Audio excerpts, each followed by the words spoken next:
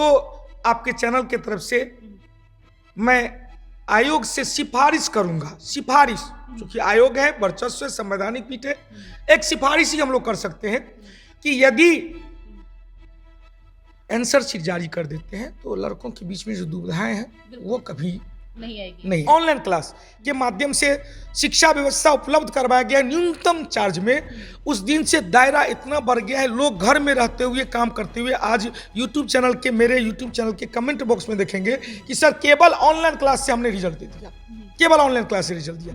तो आज यह समय नहीं है कि आप पढ़ने के लिए क्लासरूम का ही हिस्सा बने, घर पे रह के सब काम करते हुए भी रिजल्ट ला सकते। बस मन में जुनून होनी चाहिए, ललक होनी चाहिए, कंधे पर डबल स्टार की तमन्ना होनी चाहिए। मेरा नारा है अब की बार डबल स्टार, जय कौटिल्या, जय बिहार। ये नारा से क्या होता है? नमस्कार, न्यूज फॉर नेशन देख रहे हैं, मैं हूं आपके साथ वंदना। हमारे साथ बात करने के लिए हैं कौटिल्या जीएस के प्रदीप सर, और इन्होंने इस बार दारोगा पीटी में काफ़ी संख्या में जो है इनकी लड़कियां जो है वो जीत हासिल की हैं। तो सर से ही जुड़ते हैं। सर, आपका स्वागत है न्यूज नेशन के सभी दर्शकों को कौटिल्या परिवार की तरफ से नमस्कार, प्रणाम, जय माता दी। कैसे आप लोग? आशा और विश्वास करते हैं अच्छे होंगे, स्वस्थ होंगे, सजग होंगे और मेरे नज़र में जो है एग्जाम के प्रति उत्कृष्ट दिशाओं में प्रगतिशील होंगे। तो आपने जैसा कहा कि प्रदीप सर ने कौटिल्या परिवार के सदस्य ने, मैं कभी भी कौटिल्या जीएस नहीं लिया, हमेशा लिया कौटिल्या परिवार, क्योंकि परिवार करने से जो है ना एक लगाव दूसरे प्रकार का लगाव हो जाता है। एक ऐसा लगाव जो पिता कुछ कहे तो पुत्र मानने के लिए राजी हो जाते हैं। तो यहाँ पर हम एक पिता का रोल लेते हैं, एक बड़े भाई का रोल लेते हैं, एक शिक्षक का रोल लेते हैं, गार्डनर का रोल लेते हैं। निश्चित तौर पे इस बार का जो रिजल्ट है सारे रिकॉर्ड को तोड़ दिया है, लड़कियों का भी और लड़कों का भी, क्योंकि इस बार पैटर्न भी थोड़ा चेंज हुआ था। एग्जामिनेशन में 15 से 20 क्वेश्चन ऐसे क्वेश्चन थे जो आज तक कोई न तो मास्टर पढ़ाता न स्टूडेंट पढ़ाता। सोशियोलॉजी से क्वेश्चन था, फिलोसफी से क्वेश्चन था, फिर भी एग्जाम पास करने के लिए 70 क्वेश्चन 75 क्वेश्चन होना जरूरी है। मैं हमेशा कहता हूं, मैं आपके दर्शक और कौटिल्या परिवार के सदस्य को यदि होंगे तो उनको पता होगा कि सर क्या कहते हैं, गुरुजी क्या कहते हैं। न मैं विद्वान हूं, न हमसे जुड़ने वाले लोग विद्वान बनने का प्रयास करेंगे, क्योंकि विद्वान बनने के लिए सारे उम्र बाकी है, रिजल्ट पास करने के लिए उम्र थोड़ी सी ही है।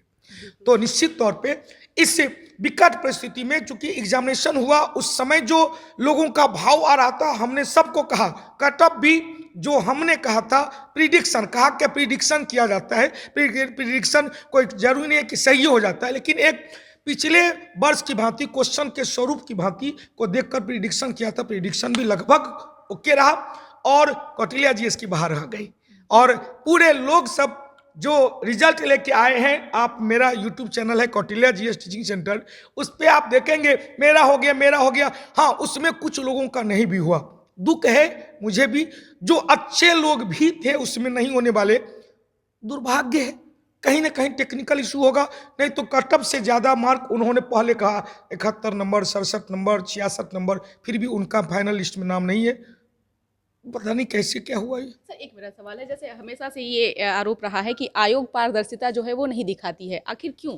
नहीं, इस बार के मामले में जहां तक चूंकि कटअप भी दे दिया है इतना अच्छा, पारदर्शिता के मामले में जाए तो एग्जामिनेशन से ही देखा जाता है।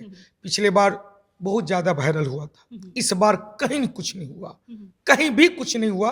रिजल्ट भी टाइम पे हुआ और रिजल्ट में हाँ कुछ लोगों का है कि मेरा इतना था फिर भी रिजल्ट नहीं हुआ।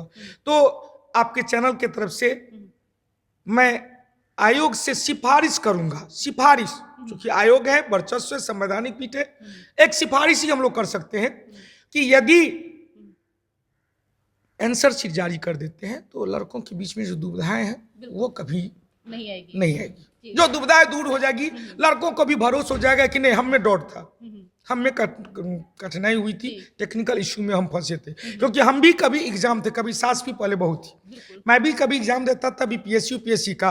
तो एग्जाम देते समय यह पता नहीं चलता था कि मुझसे कोई टेक्निकल मिस्टेक हुआ है, लेकिन एग्जाम देने के बाद जब अचानक लगता था, अरे मेरे रोल नंबर में, एक बार हमको याद है 48वीं से 52वीं बीपीएससी दे रहे थे, उस बीपीएससी में रहता था ऊपर में कलम से लिखना, नीचे में पेंसिल से लिखना है, कॉलम भरना है, हमने पेंसिल से भर दिया, नीचे पेंसिल से भर दिया। एग्जाम देने के बाद आए तो लगा कि मिस हो गया, लेकिन चलिए इसको कहते दैवीय गुण था कि मेरा उसमें भी रिजल्ट हो गया था। तो पारदर्शिता लाने के लिए आयोग थोड़ा सा सक्रिय हो जाएंगे, हालांकि आयोग का बात है वो उन पर निर्भर करता है, लेकिन मेरे नज़र में इस बार रिजल्ट लगभग ठीक ठाक है।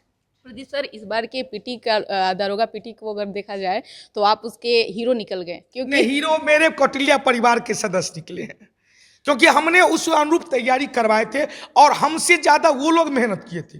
मैं हमेशा कहता हूं कि set the target and shoot the target.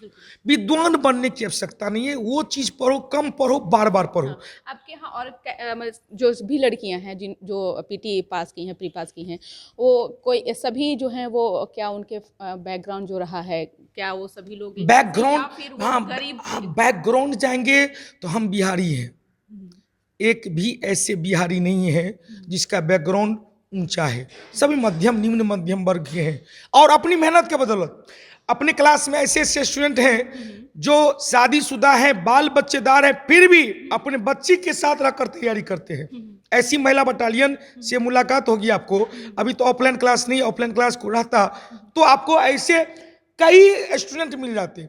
और जिस दिन से कौटिल्या जीएस ऑफलाइन के साथ साथ ऑनलाइन क्लास के माध्यम से शिक्षा व्यवस्था उपलब्ध करवाया गया न्यूनतम चार्ज में, उस दिन से दायरा इतना बढ़ गया है, लोग घर में रहते हुए काम करते हुए आज यूट्यूब चैनल के, मेरे यूट्यूब चैनल के कमेंट बॉक्स में देखेंगे कि सर केवल ऑनलाइन क्लास से हमने रिजल्ट दे दिया, केवल ऑनलाइन क्लास से रिजल्ट दिया। तो आज यह समय नहीं है कि आप पढ़ने के लिए क्लासरूम का ही हिस्सा बने, घर पे रह के सब काम करते हुए भी रिजल्ट ला सकते। बस मन में जुनून होनी चाहिए, ललक होनी चाहिए, कंधे पर डबल स्टार की तमन्ना होनी चाहिए। मेरा नारा है अब की बार डबल स्टार, जय कौटिल्या, जय बिहार। ये नारा से क्या होता है, छात्र और गुरु दोनों में एक जोश आ जाता है कि हमको कुछ करना है। डबल स्टार आने के ही कंधे पर लगेगा तो माता पिता का नाम समाज में रोशन हो जाएगा, गांव का नाम रोशन हो जाएगा। बिल्कुल। जो बच्चे जिन बच्चों का प्री हो गया है वो अब आगे मेंस की तैयारी कैसे करें? मुख्य परीक्षा का सिलेबस में थोड़ा सा अंतर है,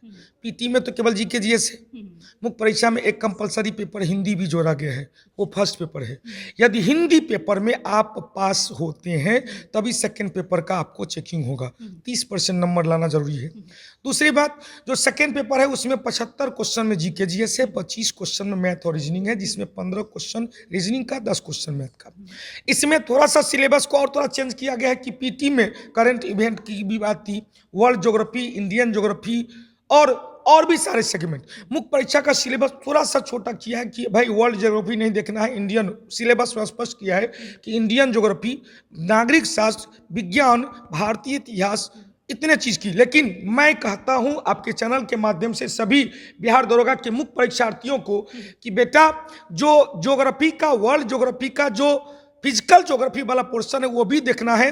इकोनॉमिक्स नहीं दिया हुआ सिलेबस में, इकोनॉमिक्स भी देखना है, खासकर 3-4 टॉपिक जैसे टैक्स स्ट्रक्चर है, बजट है, पंचवर्षीय योजना, 5th ईयर प्लान है, बैंकिंग है और सरकार के द्वारा चलाए गए विभिन्न योजना, 5 सेगमेंट को देखना ही देखना है। तो निश्चित रूप से बिहार दरोगा के पीटी नहीं, मुख्य परीक्षा में भी पास कर जाएंगे। प्री नहीं निकला है, अब वो बच्चे काफी जो है वो निराश रहते हैं, लेकिन उन बच्चों को क्या संदेश देना? हाँ यही है, निराशा से घबराना नहीं है।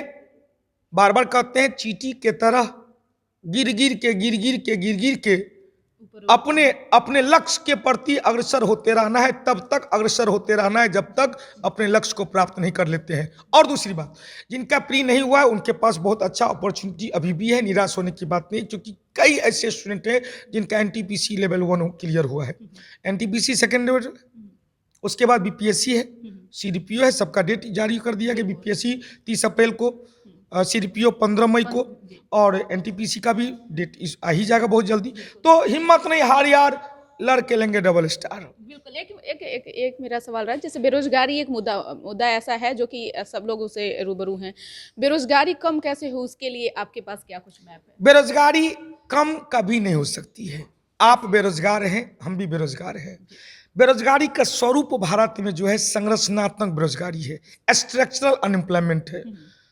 बेरोजगारी का सबसे बड़ा जो संकट है शिक्षित बेरोजगार में।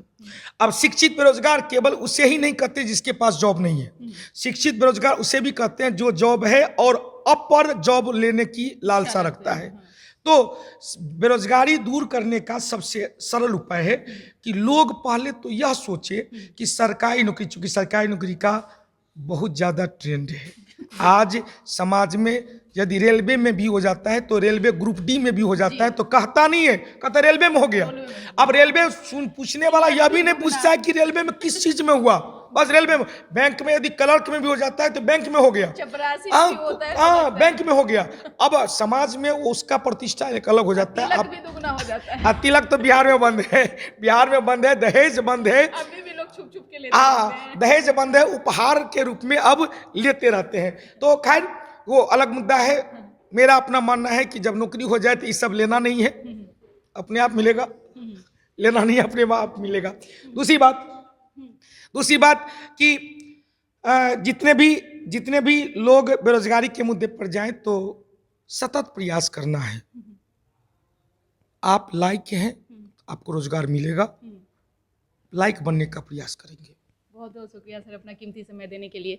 तो आप सुन रहे थे कि क्या कुछ कह रहे थे प्रदीप सर। इन्होंने साफ तौर से कह दिए हैं कि जिन बच्चों का प्री निकल गया है वो अभी से मेहनत करना शुरू कर दें। हालांकि उन्होंने सिलेबस के बारे में बताया कि कैसे पढ़ाई करनी है, कैसे क्या कुछ करनी है। उम्मीद करते हैं कि इनकी बातों से आपको लाभ होगा। इस कर बस इतना ही, बने रहिए न्यूज़ फाउंडेशन में। धन्यवाद।